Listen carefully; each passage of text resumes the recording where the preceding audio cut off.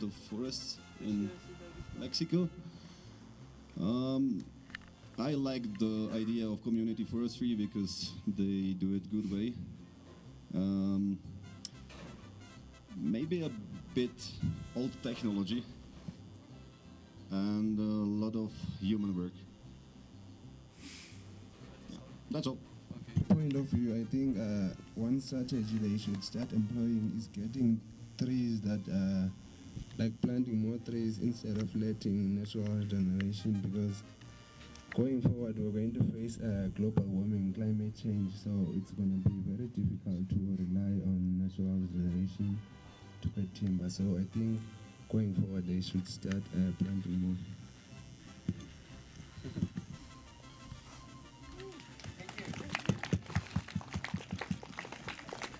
So who is next? Yoba.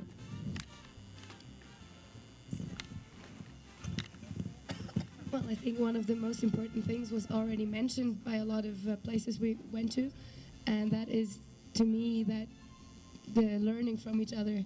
So going to other places where people already do forest management, see how it works there, get ideas there, take them back to your own community, and just seeing very different approaches, because all the people we met and all the places we visited have very different ways of seeing the forest and working with the forest. So if all those people who have a problem could go somewhere. I think that forestry in Mexico is very diverse, especially if I compare it to my country in terms of the species.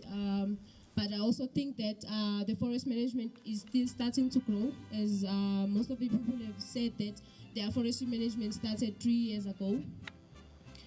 And Mexico is also not much so far influenced by the climate change. So I also think that they can learn more from other countries in terms of how to maybe get ready for the future, in terms of making their policies strong and making their practices more. Sorry, sometimes I have Zulu in me. Maybe making their practices more strong and kind of a routine in terms of how to go about doing it, than everyone doing it separately according whether it's the ojitos or it's the community. But I also think that is the best, because most of the Mexican people own their land as compared to my country, especially like most of the people that own our land are foreigners and are from other countries, so it doesn't benefit us as a country. So I'll say that they have better relationships and they own their land, so I think they can really get really good with that. It's a good start for them, and the way they manage their forest, they manage it very diverse. They don't just only produce wood out of it, but they also make any other, like the necklaces you ladies just bought, they were really nice, and very other diverse things like the oils and everything. So I think it's good so far. Thank you very much. Who's next? Who's next? Okay. Ooh la la! Ooh la la!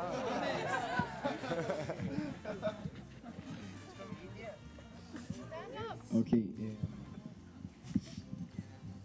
Well, I was surprised about the forest management here in Mexico, because in my country the communities doesn't manage the forest, and I didn't know that somewhere in the world, in my ignorance, the forests were managed by the communities.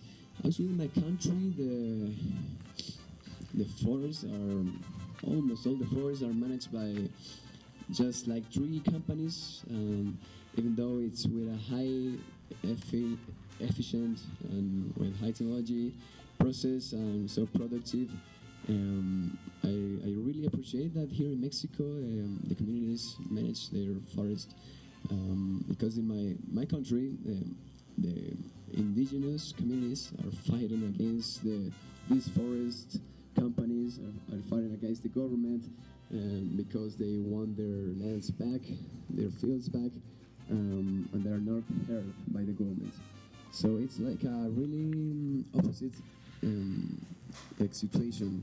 For one side, the companies rules the market of these other side of Mexico.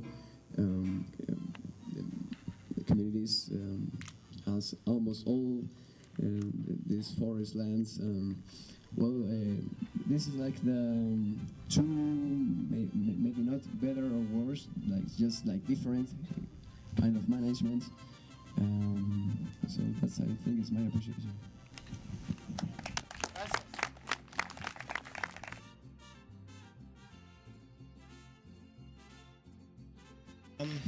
I wouldn't mind just tying this question with question 3, and just to touch on what you said, Sam. As technology develops and we start to move, improvements in technology and machinery into the bush, and subsequently, just touching on what Junaid said, we'll therefore start to remove people out of the forest. And what's happened in Australia is that's happened on a pretty large scale, and we've got all the technology and all the machinery in the forest now, and over the last sort of 40 or 50 years that's happened, we've managed to lose touch with a lot of our culture, and how that was connected to land management. Not so much forestry, but more land management. So yeah, I think whilst we're sort of keeping people in the bush to not only provide jobs and economic security for the community, I think the other thing we need to be really careful of is to maintain culture in forest and land management as well, and that's something that can be lost really easily when technology is pushed in this industry. So they both have a really important role to play, but it needs to be a symbiotic relationship. A few points I wanted to mention. Sorry. What I think, coming back to timber, we should not forget is we as foresters, do we want to produce quality wood, or do we want to produce mass, like plantations? I think as a forester, I've studied 6 or 7 years, and I do not want to do plantations. This is something nobody has to study for. So we just, as foresters, have to rethink how can we put quality back into our products.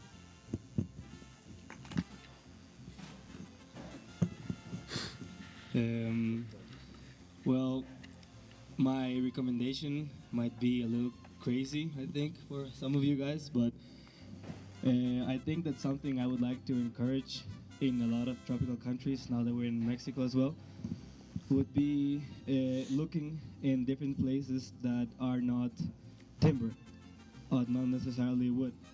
I was speaking today with George that, for example, the trends now in tropical countries are going through stuff like non-timber forestry products and agroforestry. There's a lot of careers and upcoming master's degrees that focus on integral management of properties. And for example, I did a project last semester where we did like a short evaluation on a ecotourism property, and 80% of their expenses were in food for their goats and livestock, which could be easily solved by planting trees that could serve as food for the goats and livestock. So I think that we as foresters should think not only about trees, but the forest in general. So I think that especially with things like agroforestry, where you could like close a complete loop, including fertilizers coming from trees and different crops, food that you can sell in either more crops, fruits, vines, orchids. You can sell ornamental plants, like a lot of stuff that you can actually close in a loop within agroforestry, or like a more integral project, especially in countries with such rich soil like Mexico, and involving the community in getting to participate into as I said like 10 times before, integral project that can actually minimize costs in a really, really big way, in a positive way for the community. Thanks. Yeah, just adding on to what Aero said, it's important for efficiency in forests. The world's getting richer, and Mexico will probably need to be more competitive in the future. When people are getting paid more money, it's going to be hard to compete with other countries for wood and supply. So I think it's important for, say, with forwarders and logging machines and with more efficient ways of maximising timber output in sawmills, as what George was saying. So laser technology and whatnot, so it can maximise profits for the people. That's what I've noticed. So yeah, that's all I have to say. Thank you. His laughs is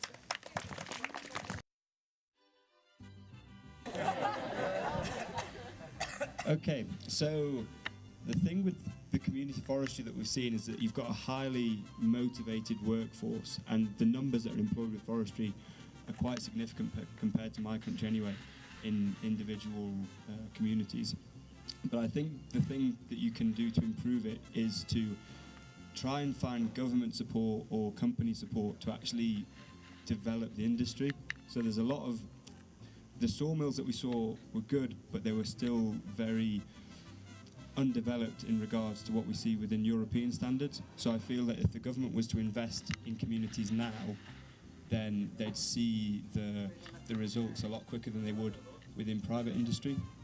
So just investing within the communities to help them grow, giving them the resources that they're needing, I think that will improve Mexican forestry more than anything else, really. Thank you. I was speaking to one of the places we visited. The guy told me that the reason that he doesn't implement or use like newer technologies is because he's trying to give work to the people from the communities. So we need to think about how can we involve those people and still let them still have jobs when implementing new technologies. We said, I have a skidder at home, but I still let this guy come with his horse every day so that he can make money and put food on the table for his family. It's a great idea, and I think that we can change the recommendation. So, recommendation about the unique idea. So, I welcome them, but I also think that you need to quantify more statistics from your forestry.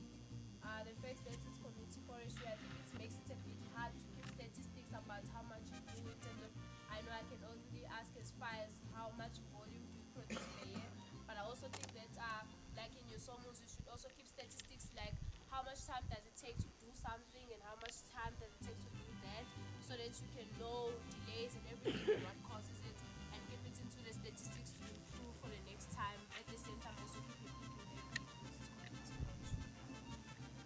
thank you very much. So, it's so important to take care about the population that live into the forest also, and also develop our industry and get together that ideas. So, who is next? Thank you. I want to recommend on the inequality on participation in community forestry. I think what they should do is just to have a policy which will ensure that everyone, like beneficiaries, have to participate in the decision-making process.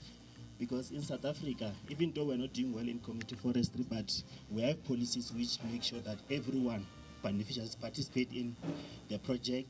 Like every activity in the project, they participate even on the decision-making process. So I want to recommend that in community forestry, they have to make sure that they have policies which will manage and guide on what they do in the community. Thank you. We in Finland use, for example, logging many of forest machines and new technologies which you can learn about our country, and we learn about data forestries in your country. And it is very important because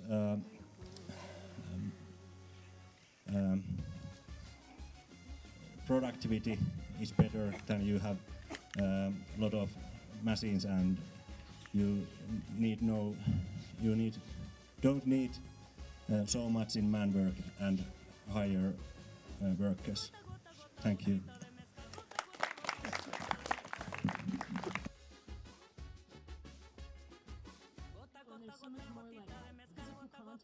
so much more like eye contact, and it's just like a lot, more amicable of a culture. It's just so cool, like he's always giggling and smiling, and like if I have a problem, I can go to literally anybody in the UFC and they're like, "Please, Salita, don't you worry, I'm gonna take care of you," and I'm like, "Yeah, you are, damn, it feels so good."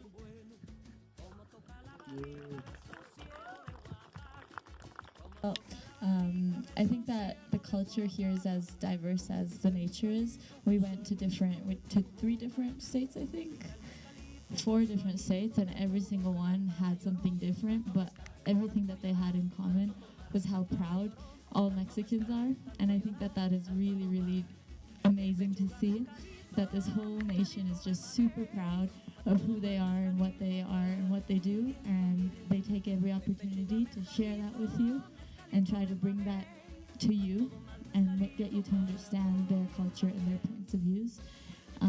So to sum it up, I think that the Mexican culture is amazing. I absolutely love it. And gracias por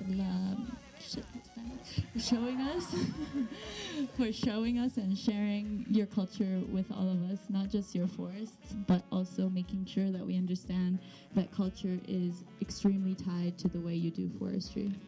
So, thank you.